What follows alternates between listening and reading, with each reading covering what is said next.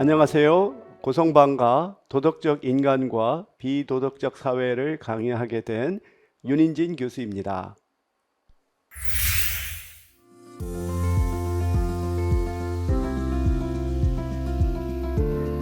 오늘 제가 소개하려고 하는 책은 미국의 대표적인 신학가이며 정치 사상가인 라이노드 니버가 쓴 도덕적 인간과 비도덕적 사회입니다. 제가 이 책을 소개하게 된 이유는 다음과 같습니다. 최근에 발생한 국내외의 사건들은 왜 개인적으로는 도덕적인 인간이 집단을 구성하게 되면 비도덕적인가를 고민하게 만들고 있습니다. 예를 들어 2021년에 발생한 미얀마 민주화 운동 과정에서 미얀마 쿠데타 군부에 의해 700명 이상의 민간인이 사망했지만 UN 등 국제기구는 아무런 제재를 하지 못하는 무기력한 모습을 보였습니다. 2023년 8월부터 일본 정부는 후쿠시마 원전 오염수를 방류하기 시작을 했습니다. 앞으로도 오염수 방류는 30년간 지속할 것으로 보입니다. 그런데 미국은 일본 정부의 오염수 방류를 지지한다고 공식적으로 발표했습니다. 중국의 부상을 견제하기 위해 일본 정부와 협력할 필요가 있기 때문에 일본 정부의 무책임한 행동을 묵인하는 것입니다. 2022년 2월에는 러시아가 우크라이나를 침공했습니다. 우크라이나가 나토에 가입하면 자국의 안보가 위협받는다는 생각에 한 나라의 주권을 무시하고 일방적으로 공격을 감행했습니다. 자국의 이익을 위해서라면 강대국이 약소국을 언제든지 침략하는 힘의 논리가 지배하는 시대가 부활했습니다. 우리가 시선을 국내로 돌리면 위험에 외주하로 끊이지 않는 산업재해가 발생해서 무고한 생명이 희생되고 있습니다. 그리고 같은 노동을 해도 정규직과 비교해서 낮은 임금을 받는 비정규직 노동자들이 양산되고 있고 최고 경영자와 근로자 간의 소득 불평등이 심화하고 있습니다. 이처럼 강대국이 약소국을 침략하고 다수 집단이 소수 집단을 억압하고 사회 취약계층은 빈곤과 불평등에서 벗어나지 못하는 현 체제에서 어떻게 개인, 소수 집단, 약소국을 보호하고 서로 공존하는 사회를 만들 수 있을까 하는 것이 현 시대를 살아가는 우리가 고민하고 해법을 찾아야 하는 과제라고 생각합니다. 오늘 강의의 학습 목표는 크게 네 가지라고 볼 수 있습니다. 첫 번째는 개인 수준과 집단 수준의 도덕이 서로 다르다라고 하는 것을 이해하는 것입니다. 그리고 두 번째는 집단 속의 개인에 미치는 집단의 힘과 영향력을 이해하는 것입니다. 세 번째로는 집단이 이기적이고 비윤리적인 행동을 취할 경향이 많다는 것을 우리가 알게 되면 그거에 근거해서 그와 같은 이기적이고 비윤리적인 행동을 제어할 수 있는 그런 방법을 찾고 도덕적인 사회를 건설할 수 있는 방법을 우리가 모색할 수 있다는 것입니다. 끝으로 현재 우리 사회는 개인주의가 갈수록 심화되고 있습니다. 이런 상황에서 어떻게 하면 공동체를 복원하고 공공선을 실현할 수 있을까 하는 지혜를 이 책에서 우리가 구할 수 있다고 생각합니다.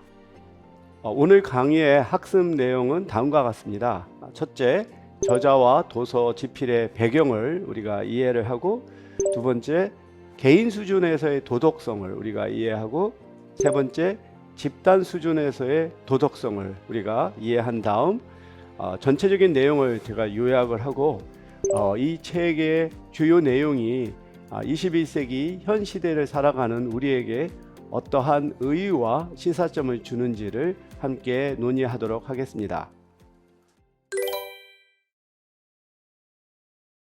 첫 번째 강의 부분은 저자와 도서의 집필 배경을 소개하는 것입니다. 오늘 소개할 이 책의 저자는 1892년에 출생해서 1971년까지 살은 라인홀드 니버입니다. 우리가 이 사진을 보면 이분이 얼마만큼 강직하고 또 날카롭게 생겼나는 것을 우리가 알 수가 있을 텐데요. 우리가 이 책의 주요 내용을 이해하기 위해서는 이 라인홀드 니버의 출생과 또 성장 배경을 이해할 필요가 있습니다. 라인홀드 니버는 20세기 미국을 대표하는 이 개혁 신학자이며 윤리학자이고 정치 사상가이고 또 활동가입니다. 라인홀드 니버는 미주리에서 독일계 이민자 가정에서 출생을 했는데요. 그의 아버지는 독일 복음주의 교회의 목사였습니다. 그래서 아버지의 뒤를 이어서 그 니버도 예일 신학대학에 입학해서 신학을 공부하고 석사 학위까지 취득을 했습니다. 하지만 박사 학위까지는 취득을 하지 않았는데요. 그럼에도 미국의 진보주의 신학의 요람이라고 할 수 있는 그 유니온 신학대학에서 교수로 30년 동안 재직을 했습니다. 니버는 신학대학을 졸업한 후에 처음에 디트로이트에서 목회를 했습니다. 디트로이트는 예로부터 미국 자동차의 메카라고 우리가 부를 수 있을 정도로 GM이라든지 포드, 크라이슬러 등 대표적인 자동차 회사들이 몰려있는 그런 공업 도시였습니다. 이 도시로 일자리를 찾아서 많은 노동자들이 몰려들었는데요. 그 중에는 백인뿐만 아니라 흑인, 유대인도 있었고 또 이민자들이 포함이 되어 있었습니다. 이들은 그 공장에서 일을 하면서 낮은 임금과 열악한 그러한 작업 환경에서 일을 하게 되었습니다.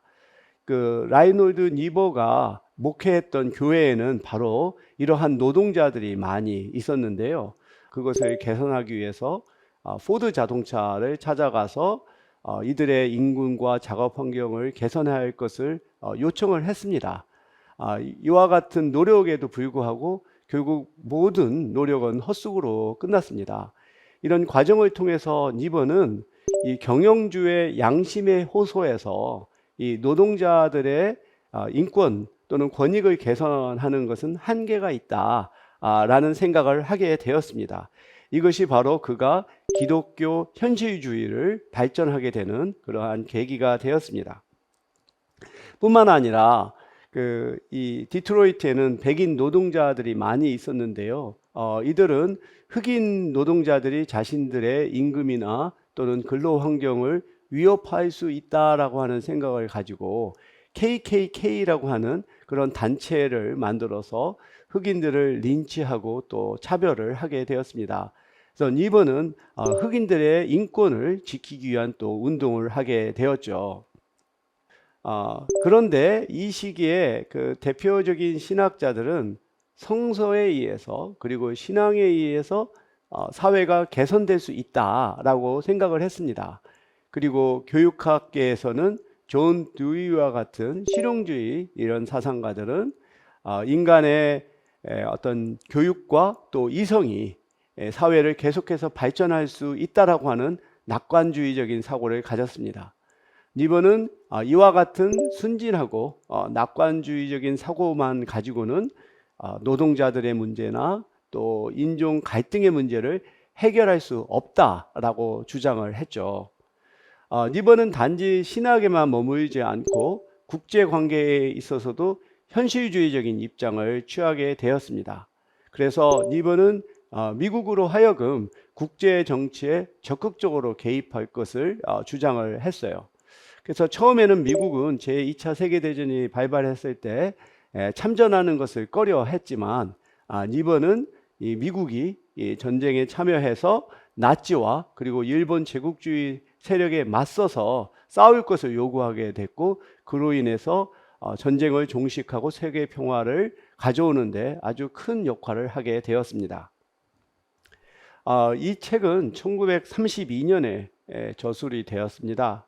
이 책이 쓰여졌을 당시를 보면 1914년부터 1918년까지 제1차 세계대전이 일어났고 그 이후 얼마 안 돼서 대공황이 일어났습니다. 그래서 미국에서 시작된 이러한 대공황은 전 세계에 영향을 미치게 되고 각국은 이 관세 장벽을 높이면서 보호주의를 하고 또 다른 한편으로는 해외로 진출해서 식민지 쟁탈 경쟁을 벌이게 됩니다. 그리고 다른 그 세계 열강에 비교해서 뒤늦게 식민지 경쟁에 참여하게 된 독일이 결국은 제2차 세계대전을 일으키게 되는 이렇게 세계대전과 경제 대공황으로 세계가 정치적으로 경제적으로 큰 어려움에 처했던 시기에 이 책이 쓰여지게 되었습니다.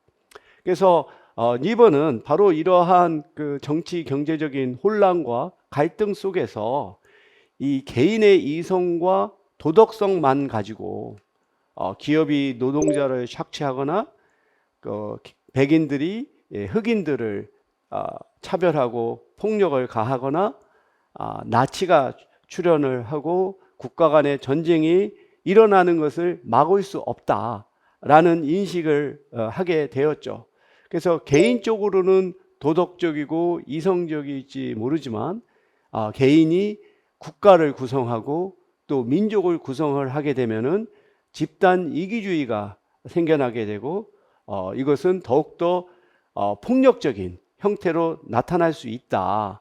그래서 결국은 이러한 집단에서의 도덕성은 힘에 의해서 지배가 되는 것이기 때문에 부당한 권력에 대항해서 정당한 정의로운 힘이 있어야만 바로 이 개인이나 또는 약소국이나 소수 집단을 보호할 수 있다라는 생각을 하게 되었죠. 그래서 니버가 해법으로 찾은 것은 바로 정의로운 강제력이다라고 말을 할 수가 있겠습니다. 지금까지 이 책의 저자인 라이놀드 니버에 대한 소개와 이 책이 집필되게 된 배경을 여러분에게 소개해 드렸습니다.